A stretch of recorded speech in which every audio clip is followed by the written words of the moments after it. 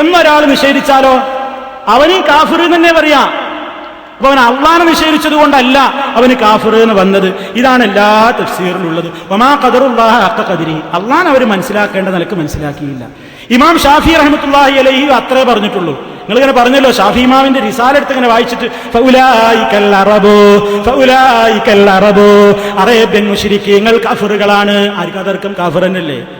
പക്ഷെ അള്ളാനെ തള്ളി അള്ളാനെ ഖാലിഖായിട്ടവർ അംഗീകരിച്ചിട്ടില്ല എന്ന് ഷാഫി ഇമാം റഹ്മത്തുള്ളാഹി അലൈഹിയും പറഞ്ഞിട്ടില്ല. അങ്ങനെ അള്ളാഹുവിനെ ഖാലിഖാണ് എന്ന വാദം, അള്ളാഹ് റാസിഖാണെന്ന വാദം മുശ്രിക്കുകൾ തള്ളിക്കളഞ്ഞിട്ടുണ്ട് എന്നത് ഇമാം ഷാഫി റഹ്മത്തുള്ളാഹി അലൈഹിയുടെ അരിസാലയിൽ എന്നല്ല ഒരൊറ്റ കിതാബിലും ഷാഫി ഇമാം പറഞ്ഞതായിട്ടോ ആരും പറഞ്ഞതായിട്ട് നമുക്ക് കാണാൻ സാധ്യമല്ല. വളരെ കൃത്യമാണ് അതൊക്കെ. ഇനി സഹോദരന്മാരെ, അവസാനം മൂപ്പര് നമ്മളോട് ചോദിക്കേണ്, അബൂജഹലിനെയാണല്ലോ അതൊക്കെ പറഞ്ഞത്. എന്തേ മൗലവി അബൂജഹലിനെ റളിയല്ലാഹു അൻഹു പറഞ്ഞു എന്ന് അറിഞ്ഞൊരു ഒരു ചാൻസ് ഉണ്ടായിരുന്നു മൗലവിക്ക്. അപ്പൊ എന്താ ഈ ചങ്ങാതി സാധു വിചാരിച്ച് ഇതുവരെ അബൂജഹലിനെ മോമിനാക്കിയതാണ്. തെറ്റിദ്ധരിച്ചതല്ല, മനഃപൂർവ്വം കളവ് പെടുന്ന ഇങ്ങനെ വിളിച്ചു പറയാം. മൂപ്പരിക്കറിയാം ഞാൻ എന്താ ഉദ്ദേശിച്ചതെന്നൊക്കെ, ഞാൻ വിചാരിക്കുന്നത് എന്താണെന്ന് മൂപ്പരിക്കറിയാം. ഏത് നിലക്ക് കൈപറഞ്ഞിട്ടല്ല, തെളിവറിയാലോ. ഇനി അടുത്തീന് ക്ലിപ്പാക്കണ്ട, മൂപ്പരിക്കറിയാം ഞാൻ വിചാരിക്കുന്നത് എന്താന്ന് ക്ലിപ്പിടും അടുത്തീന്. നീ കണ്ടോ മുല ഇപ്പൊ നന്നായി പോയി, എനിക്കടക്ക കൈപറിയാന്നാ പറഞ്ഞത്. പൂതി അവിടെ മനസ്സിലിരിക്കട്ടെ കേട്ടോ. അതിനാ ആദ്യം പറഞ്ഞു തരുന്നത്. നിങ്ങൾക്കറിയാന്ന് പറഞ്ഞാൽ ഞാൻ എന്താ ഉദ്ദേശിച്ചത് നിങ്ങൾക്കറിയാന്ന് പറഞ്ഞാൽ ഞാൻ ഓതിയ തെളിവെന്ന് ആർക്കും മനസ്സിലാവും. സലഫി അബൂജഹൽ സമ്പൂർണ്ണ മോമിനാന്ന് പറഞ്ഞിട്ടില്ല. പിന്നെ അവന് ഒരു വിശ്വാസം ഉണ്ട്, അതെന്താ? ഖാലിഖ് അള്ളയാണ്, റാസിഖ് അള്ളയാണ്, പരമാധികാരി അള്ളയാണ്, സ്വയം കഴിവ് അള്ളാഹ്ക്കാണ്, ഉപകാരോപദ്രവത്തിന്റെ സാക്ഷാലുടമ അള്ളയാണ്. അങ്ങനെയൊക്കെ വിശ്വസിച്ചു. പക്ഷെ എന്നിട്ടും അവൻ മുശ്രിക്കായി. മോമിനല്ല, അവൻ മുശ്രിക്കാണ്, കാഫറാണ്. എന്തേ കാരണം? ഇബാദത്ത് വേറുള്ളവർക്കും കൊടുത്തു. അതന്നെ നിങ്ങൾ ഈ തകരാറിനാണ് നമ്മൾ പറയുന്നത്. നിങ്ങൾ അള്ളാഹ്നെ റാസിഖ് ഖാലിഖ് എന്നൊക്കെ പറയുന്നു, പക്ഷേ പ്രാർത്ഥന മറ്റുള്ളവർക്കും കൊടുക്കുന്നുണ്ട്. അതുകൊണ്ട് അത് തെറ്റാണ്, നിങ്ങളത് തെറ്റാണ്, അതും തെറ്റാണ്. ഇതല്ലേ നമ്മൾ പറയുന്നത്. അത് പറഞ്ഞതിന് പറയാം, അബൂജഹലിന് എന്ത് റളിയല്ലാഹു അൻഹു പറയത്തൊന്നും അറിയില്ല. കേട്ടോളൂ ആ ഭാഗം. അബൂജഹൽ റളിയല്ലാഹു അൻഹു കൂടി പറയേണ്ട ചാൻസ് ഉണ്ടായിരുന്നു മൗലവിക്ക്. എന്തേ പറയാനറിയില്ല. അബൂജഹൽ റളിയല്ലാഹു അൻഹു കൂടി പറയേണ്ട ചാൻസ് ഉണ്ടായിരുന്നു മൗലവിക്ക്. എന്തേ പറയാനറിയില്ല. അത് പിന്നെ ഈ ഒരേ ആശയക്കാരല്ലേ പരസ്പരം പുകഴ്ത്താൻ നല്ലത് വിചാരിച്ചിട്ട് ഞാൻ ഒഴിവായതാ. അത്രയുള്ളൂ അതിനെപ്പറ്റി പറയണ്ട കേട്ടോ, കൂടുതൽ പറയണ്ട. പിന്നെ ഈ കാര്യങ്ങളൊക്കെ കൃത്യമായിട്ട് പറഞ്ഞപ്പോ സ്വയം കഴിവിൽ വിശ്വസിച്ചോളണം എന്നില്ല. എന്ത് ഇബാദത്താകണമെങ്കിൽ ഇതിനായപ്പോഴൊക്കെ പറഞ്ഞുകൊടുന്നത് സ്വയം കഴിവിൽ വിശ്വസിച്ചോളണം എന്നില്ല. അള്ളാനെ പോലെ സ്വതന്ത്രമായി കഴിവുള്ള സുഹൃത്തുക്കളെ ഞാൻ മുമ്പ് പറഞ്ഞിട്ടില്ല, ഒരാളും അങ്ങനെ വിശ്വസിച്ചിട്ടില്ല. ഇമാം റാസി പറയുന്നുണ്ട്, എഴുലം നീ മനസ്സിലാക്കിക്കോ, അന്നഹു ലൈസ ഫിൽ ആലമി അഹദുൻ, ലോകത്ത് ഒരാളും തന്നെയില്ല, യുസ്ബിതു ലില്ലാഹ്, അല്ലാഹുവിന് അവനുണ്ടെന്ന് പറയുന്നു, അവൻ സ്ഥിരപ്പെടുത്തുന്നു അല്ലാഹുവിന് ശരീക്കൻ, ഒരു പങ്കാളിയെ, യുസാവീഹി, ആ പങ്കാളി അല്ലാഹുവിന് സമമാണ്. അസ്തിത്വത്തിലും കഴിവിലും അറിവിലുമൊക്കെ അള്ളാനെ കൂടെ കിടപിടിക്കുന്ന ഒരള്ളുണ്ട് എന്ന് ലോകത്ത് ആരും ഇന്നേ വരെ വിശ്വസിച്ചിട്ടില്ല എന്ന് ഇമാം റാസി പറഞ്ഞില്ലേ. നേരത്തെ ഞാൻ വായിച്ച ഇബാറത്തുകളിൽ നിന്നും അത് മനസ്സിലായി. അപ്പൊ ആരാധന ആവണമെന്നുണ്ടെങ്കിൽ എന്ത് വേണ്ട? സ്വയം പര്യാപ്തനാന്ന് വിശ്വസിക്കണ്ട. സ്വയം പര്യാപ്തനാണെന്നും വിശ്വസിക്കാതെ തന്നെ അബൂജഹലിൽ ശിർക്ക് വന്നു. അബൂജഹൽ അള്ളാഹ് മാത്രമാണ് സ്വയം പര്യാപ്തം എന്ന് വിശ്വസിച്ചു. എന്നിട്ട് അവൻ ലാത്തനെ വിളിച്ച് ആരാധിച്ച് പ്രാർത്ഥിച്ചപ്പോ അത് ശിർക്കായി. ആ വിശ്വാസം നമ്മളിലും ഉണ്ടെങ്കിൽ നമ്മളതും ശിർക്ക് വരും. അപ്പൊ അള്ളാഹ് തന്നെയാണ് ഖാലിഖ് റാസിഖ് എന്നൊക്കെ പറഞ്ഞാലും അങ്ങനെയൊക്കെ വിശ്വസിച്ചാലും ശിർക്ക് വരും. എപ്പോ? അള്ളാഹ്ക്കുള്ള പ്രത്യേകമായ ഗുണങ്ങളുണ്ടല്ലോ വേറുള്ളവർക്ക് അവൻ കൊടുത്താൽ. എന്താ അള്ളാഹിന്റെ പ്രത്യേക ഗുണം? നമ്മളിവിടെ പറഞ്ഞിട്ടുണ്ട്. അള്ളാഹുവിന് ഒരുപാട് നാമങ്ങളുണ്ട്, വിശേഷണങ്ങളുണ്ട്. അള്ളാഹു സമീഅാണ്, അള്ളാഹു ബസീറാണ്, അള്ളാഹു അലീമാണ്, അള്ളാഹു ഖദീറാണ്.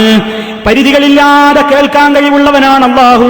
എവിടെ നിന്ന് എപ്പോ വിളിച്ചാലും അള്ളാഹു എല്ലാം കേൾക്കും. ഏത് സമയത്ത് വിളിച്ചാലും കേൾക്കും, ഏത് ഭാഷയിൽ വിളിച്ചാലും കേൾക്കും. അവന്റെ കാഴ്ചക്ക് അറ്റമില്ലാത്ത കാഴ്ചയുടെ ഉടമയായ ബസീറാണ്.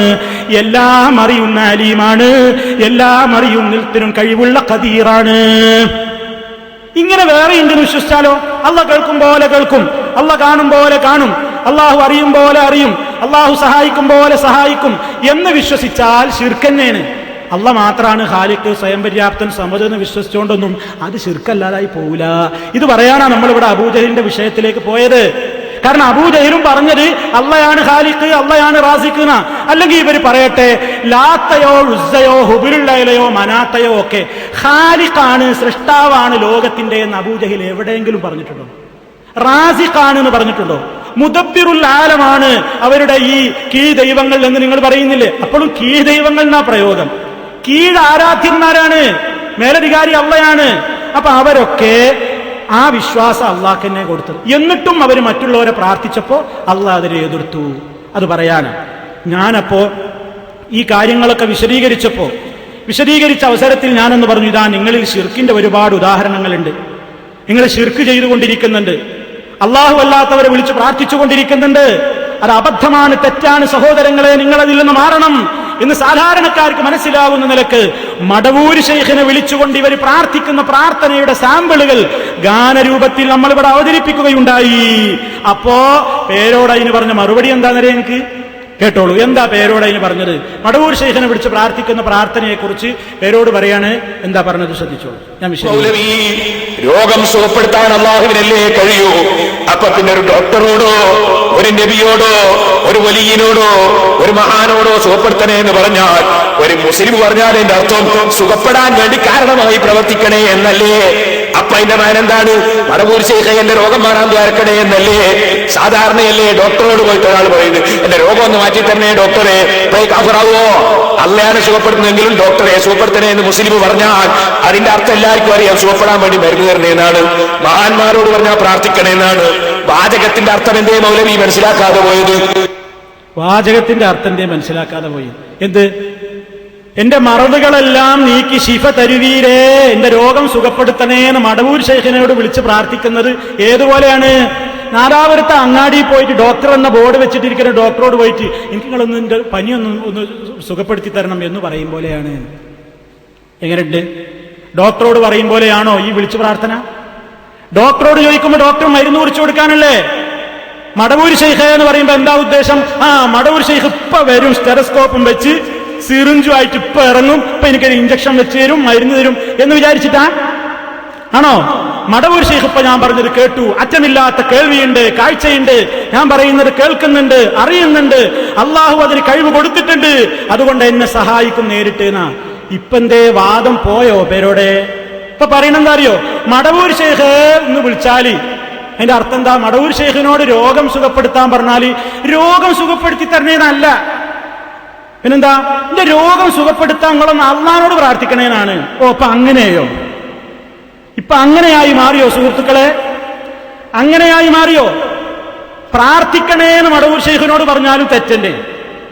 മടവൂർ ശൈഖേ നിങ്ങളൊന്ന് മടവൂർ ശൈഖേ എന്ന് വിളിക്കുമ്പോ ഒരാളെ ഉദ്ദേശം എന്താണ്?